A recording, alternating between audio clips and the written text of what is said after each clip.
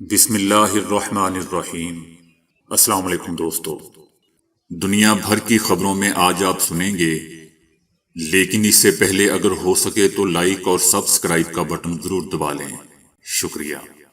امریکہ کے ہزاروں اہلکاروں نے کرونا ویکسین لگوانے سے انکار کر دیا ہے۔ بعض یونٹس میں صرف 30% اہلکاروں نے ویکسین لگانے پر رضامندی ظاہر کی ہے، جبکہ دیگر یونٹس میں یہ تعداد کہیں 50 اور کہیں 70% ہے۔ اہلکاروں کی جانب سے سب سے زیادہ یہ سننے کو ملا ہے کہ جب آرمی نے اسے خود ویکسین لگانے کے انتخاب کا موقع دیا ہے تو میرا فیصلہ ویکسین نہ لگوانے کا ہے۔ سرجن بریگیڈیئر جنرل ایڈورڈ بیلی نے کہا ہے کہ ہم ویکسین سے متعلق اہلکاروں کو آگاہی دینے اور انہیں ویکسین لگوانے پر قائل کرنے کی کوشش کر رہے ہیں۔ فیس بک نے آسٹریلوی میڈیا کی خبریں شیئر کرنے پر پابندی لگا دی ہے۔ آسٹریلوی حکومت نے قانون متعارف کروایا ہے جس کے تحت آسٹریلوی میڈیا ویب سائٹس کی خبریں اور مواد شیئر کرنے پر فیس بک کو حاصل ہونے والی آمدنی سے ان میڈیا اداروں کو بھی ادائیگی کرنی ہوگی۔ اس پر فیس بک نے آسٹریلین صارفین پر پابندی لگا دی ہے کہ وہ آسٹریلوی میڈیا کی کسی بھی خبر یا مضمون کو اپنے پیج اور وال پر شیئر نہیں کرا سکتے، جبکہ آسٹریلوی میڈیا بھی اپنے فیس بک پیجز استعمال نہیں کر سکے گا۔ آسٹریلیا نے فیس بک کے اس اقدام کو طاقت کا بے جا استعمال اور غلط قرار دیا ہے۔ فیس بک کو ڈر ہے کہ اگر انہوں نے آسٹریلیا کے اس قانون کو تسلیم کر لیا تو اسے مثال بناتے ہوئے باقی ممالک میں بھی ایسے قوانین متعارف کروا دیے جائیں گے۔ بھارتی ریاست حیدرآباد میں ایک نرس نے کرونا ویکسین کی جگہ بے ہوشی کا انجیکشن دے کر بزرگ جوڑے کو لوٹ لیا۔ 80 سالہ لکشمن اور ان کی 70 سالہ بیوی کستوری نے مقامی پولیس اسٹیشن میں رپورٹ لکھوائی کہ ان کے پڑوس میں رہنے والی ایک نرس نے انہیں کرونا ویکسین کے نام پر بے ہوشی کا انجیکشن دے کر ان کا سونا اور زیورات چوری کر لیے۔ ملزمہ کے بارے میں معلوم ہوا ہے کہ وہ ایک پرائیویٹ کالج سے مڈ وائف کا کورس کر رہی ہے، جبکہ قریبی ہاسپٹل میں نرس کا کام بھی کر رہی ہے۔ ہفتے کی صبح اس نے لکشمن اور کستوری سے کہا کہ وہ خاص طور پر آپ کے لیے کرونا ویکسین کا بندوبست کر دے گی اور سپہر میں ان کے گھر آ کر خود ہی انہیں یہ ویکسین بھی لگا دے گی۔ وعدے کے مطابق وہ ہفتے کو سپہر 3 بجے اس بزرگ جوڑے کے گھر پہنچ گئی اور انہیں بتایا کہ ویکسین لگنے کے بعد کچھ دیر کے لیے انہیں غنودگی محسوس ہوگی، لیکن گھبرانا نہیں۔ پڑوسی ہونے کے ناطے ان دونوں میاں بیوی نے انوشکا پر بھروسہ کر لیا اور اس سے ویکسین لگوا لی، جس کے کچھ دیر بعد ہی وہ دونوں بے ہوش ہو گئے۔ تقریباً 3 گھنٹے بے ہوشی کے بعد جب اس بزرگ جوڑے کی آنکھ کھلی تو معلوم ہوا کہ ان کے گھر میں رکھا ہوا تمام زیور اور سونا چوری ہو چکا ہے، جبکہ نرس کا کچھ اتا پتہ نہیں ہے۔ زیور جو کل ملا کر تقریباً 8 تولے جتنا تھا۔ مقامی پولیس نے اگلے ہی روز نرس اور اس کے شوہر کو گرفتار کر لیا۔ دوران تفتیش اس نوجوان جوڑے نے اعتراف کیا کہ انہوں نے کرونا ویکسین کی جگہ بزرگ جوڑے کو بے ہوشی کی دوا کا انجیکشن لگایا تھا، اور جب وہ بے ہوش ہو گئے تو دونوں نے یہ واردات انجام دی۔ ان کا یہ بھی کہنا تھا کہ اپنے مالی مسائل کی وجہ سے وہ سخت پریشان تھے۔ بزرگ جوڑے کے پڑوسی ہونے کی وجہ سے جانتے تھے کہ گھر میں صرف لکشمن اور کستوری ہی رہتے ہیں۔ انہوں نے یہ سارا منصوبہ بنایا اور واردات کرنے کے فوراً بعد ہی ایک اور علاقے میں منتقل ہو گئے تاکہ پکڑے نہ جا سکیں۔ دوستو، کرونا ویکسین کا انتظام کرنے والے کسی بھی فرد پر بھروسہ نہ کریں، کیونکہ یہ ویکسین بازار میں عام دستیاب نہیں ہے، جبکہ صرف صحت کے سرکاری ادارے اور ان سے تعلق رکھنے والے مخصوص افراد ہی خاص طریقہ کار کے تحت کرونا ویکسین لگانے کی ذمہ دار ہیں۔ اگر کوئی ایسا فرد یہ پیشکش لے کر آئے کہ وہ نجی طور پر ان کے لیے کرونا ویکسین کا بندوبست کر دے گا تو وہ فوری طور پر اس کی اطلاع پولیس کو دیں۔ بھارت کی طرح پاکستان میں بھی کرونا ویکسین فی الحال صرف اسی طبی عملے کو لگائی جا رہی ہے جو اس وبا کے خلاف فرنٹ لائن ورکرز کے طور پر کام کر رہا ہے۔ بزرگوں اور عام شہریوں کے لیے کرونا ویکسین کا مرحلہ اس کے بعد شروع ہوگا۔ امریکہ میں اعلیٰ تعلیمی مراکز میں اسرائیل اور یہودیوں کے خلاف جذبات میں ریکارڈ اضافہ دیکھنے میں آ رہا ہے۔ امریکہ کی یونیورسٹیوں میں اسرائیل اور یہودی مخالف جذبات تیزی سے بڑھ رہے ہیں۔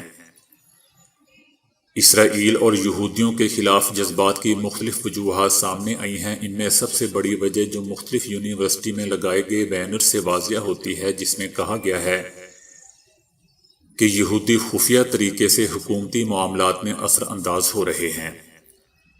امریکہ کی تمام یونیورسٹی میں بائیکاٹ اسرائیل، اسرائیل پر پابندیاں لگاؤ کے نعرے نمایاں درج ہیں۔ اسرائیل اور یہودی مخالف جذبات امریکہ کی عام یونیورسٹی تک ہی محدود نہیں ہیں، بلکہ امریکہ کی ٹاپ یونیورسٹیز کے علاوہ طالب علموں کے اندر بھی یہی جذبات پائے جا رہے ہیں۔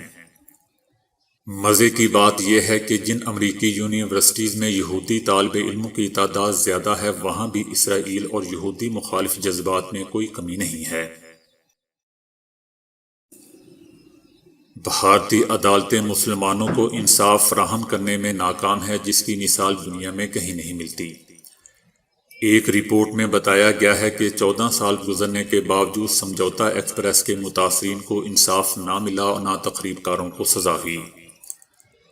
ریاست ہریانہ میں تفتیشی ایجنسی NIA کی عدالت نے سمجھوتہ ایکسپریس کے مقدمے میں ملوث 4 افراد کو بری کر دیا تھا۔ NIA عدالت نے مکہ مسجد کے مقدمے میں تمام 11 افراد کو بری کر دیا تھا، جہاں حیدرآباد میں 6 افراد اپنی جان سے چلے گئے تھے۔ اسرائیل نے کہا ہے کہ صرف عسکری کارروائی کی دھمکی کے ذریعے ہی ایران کو سنجیدہ مذاکرات پر لایا جا سکتا ہے۔ ایران کو مذاکرات کے لیے راضی کرنے کا راستہ دھمکی کے سوا اور کچھ نہیں۔ اگر امریکہ کی نئی انتظامیہ ایران کے ساتھ کیے گئے عالمی معاہدے میں دوبارہ شمولیت اختیار کر لیتا ہے تو ہم اس کی حمایت نہیں کریں گے۔ ایران سے معاہدے میں جو بائیڈن انتظامیہ کی ممکنہ شمولیت پر وائٹ ہاؤس سے کسی قسم کی بات چیت نہیں کی جائے گی۔ دوستو، اسرائیلی وزیراعظم بھی ایران پر کارروائی کی دھمکی دے چکے ہیں اور کئی وزراء نے کہا تھا کہ یہ کام اسرائیل کو امریکہ کے بغیر کرنا ہوگا۔ اسی طرح اسرائیلی آرمی کے چیف نے بھی کہا تھا کہ ہم نے ایران پر کارروائی کی تیاریاں شروع کر دی ہیں۔ جبکہ دوسری طرف امریکی انتظامیہ بارہا اس بات کا اشارہ دے چکی ہے کہ ایران کے ساتھ معاہدہ اس وقت تک بحال نہیں کیا جا سکتا جب تک ایران معاہدے کی پاسداری نہیں کرتا۔ اور یہ کہ امریکہ کی ایران سے متعلق پالیسی میں تبدیلی نہیں آئے گی۔ امریکہ کی نئی حکومت کے واضح بیانات کے باوجود اسرائیل کی جانب سے مسلسل سخت بیانات کا سلسلہ جاری ہے، جس کی وجہ ناقدین اگلے ماہ ہونے والے الیکشن کو قرار دے رہے ہیں، جس سے نیتن یاہو ایک بار پھر حصہ لے رہے ہیں۔ مسلم لیگ نون کے رہنما سینیٹر مشاہد اللہ خان انتقال کر گئے ہیں۔ انا للہ و انا الیہ راجعون۔ اللہ ان کو جنت الفردوس میں جگہ دے، آمین۔ وہ طویل عرصے سے بیمار تھے۔ مریم نواز اور ملک بھر کے سیاسی رہنماؤں نے مشاہد اللہ خان کے انتقال پر اظہار افسوس کیا ہے۔ مریم نواز نے مشاہد اللہ خان کے انتقال کی تصدیق کرتے ہوئے کہا کہ نون لیگ کے وفادار اور اہم رہنما کے انتقال نے افسردہ کر دیا۔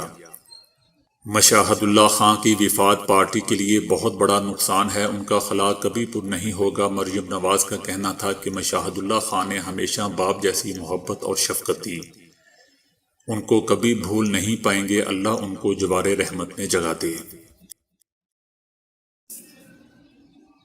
بعض اقسام کے مینڈکوں میں اگر پانی کی شدید قلت واقع ہو جائے تو ان میں چھلانگ لگانے کی صلاحیت کم ہوتے ہوتے بالکل ختم ہو جاتی ہے۔ مینڈکوں میں اچھلنے کی خاصیت انہیں دشمنوں سے بچاتی ہے اور رکاوٹیں عبور کرنے میں بھی مدد دیتی ہے۔ ماہرین نے ثابت کیا ہے کہ عالمی تپش بدلتے ہوئے موسم کی وجہ سے وہ جست بھرنے کے قابل نہیں رہیں گے۔ کینیڈا میں سائمن فریزر یونیورسٹی کے پروفیسرز نے 3 اقسام کے مینڈکوں پر تجربات کیے ہیں۔ تینوں اقسام کے مینڈکوں کی چھلانگ لگانے کی صلاحیت کو نوٹ کیا گیا۔ اس کے بعد انہیں ایک ماحول میں رکھا گیا جو تینوں اقسام کے مینڈکوں کے جسمانی درجہ حرارت اور ان میں پانی کی مقدار کو کم یا زائد کرنے کی صلاحیت رکھتا تھا۔ اس تحقیق سے معلوم ہوا کہ جیسے جیسے مینڈکوں کے جسم میں پانی کی کمی ہوئی ویسے ویسے ان میں جست بھرنے کا فاصلہ کم ہوتا چلا گیا۔ جب مینڈکوں کے جسم میں پانی کی کمی 30% تک کم ہو گئی تو 45% مینڈک اچھلنا ہی بھول گئے۔ اس کے بعد جیسے ہی مینڈکوں کو پانی میں لایا گیا اور ان کے جسم میں پانی معمول پر آ گیا تو ان میں اچھلنے کی صلاحیت بھی لوٹ آئی۔ ماہرین کا خیال ہے کہ پانی کی کمی سے مینڈکوں کے پٹھے کمزور ہو جاتے ہیں اور وہ اچھلنے کے قابل نہیں رہتے۔ پانی کی کمی دل میں خون پمپ کرنے کی صلاحیت بھی متاثر کرتی ہے اور خون گاڑھا ہونے لگتا ہے۔ اس تحقیق کے بعد سائنسدانوں نے کہا ہے کہ آب و ہوا میں تبدیلی، عالمی تپش اور پانی کی کمی پورے کرۂ ارض پر انسانوں سمیت جانداروں کو نئے مسائل سے دوچار کر سکتی ہے۔ یورپی یونین کے اعداد و شمار کی ایجنسی یورو اسٹیٹ نے بتایا ہے کہ چائنا نے گزشتہ برس یورپی یونین کے ساتھ تجارتی شراکت داری میں امریکہ کو پیچھے چھوڑ دیا ہے۔ چائنا کے درمیان درآمدات اور برآمدات میں نمایاں اضافہ ہوا ہے۔ یورو اسٹیٹ نے بتایا کہ 2020 کے دوران چائنا کی جانب سے یورپ کے ساتھ امریکہ کے مقابلے میں زیادہ تجارت کی گئی۔ برطانیہ سے علیحدگی کے بعد چائنا یورپی یونین کا تیسرا بڑا تجارتی پارٹنر ملک رہا ہے۔ چائنا کو امریکہ سے تجارت میں سبقت گزشتہ برس کی پہلی سماہی کے دوران کورونا وبا سے متاثر ہونے کے بعد حاصل ہوئی۔ خاص طور پر آٹو موبائل اور لگژری مصنوعات کے شعبوں میں اضافہ دیکھا گیا۔ طبی ساز و سامان اور الیکٹرانکس کی مانگ میں بھی زبردست اضافے کے نتیجے میں چائنا کو فائدہ حاصل ہوا۔ یورپی یونین کا چائنا کے ساتھ تجارتی حجم 586 ارب یورو یعنی 711 ارب امریکی ڈالر تک پہنچ گیا، جبکہ امریکہ کے ساتھ 555 ارب یورو یعنی 673 ارب امریکی ڈالر کی تجارت کی گئی۔ یورپی یونین امریکہ کی سب سے بڑی برآمدی منڈی ہے، جہاں امریکہ کی مجموعی برآمدات کا 5واں حصہ اپنی کھپت میں دیکھتا ہے۔ اسی طرح یورپی برآمدات کا 5واں حصہ امریکی مارکیٹ کا حصہ بنتا ہے۔ تو دوستو آج کے لیے اتنا ہی۔ ویڈیو کو لائک اور شیئر کرنے کا بہت بہت شکریہ۔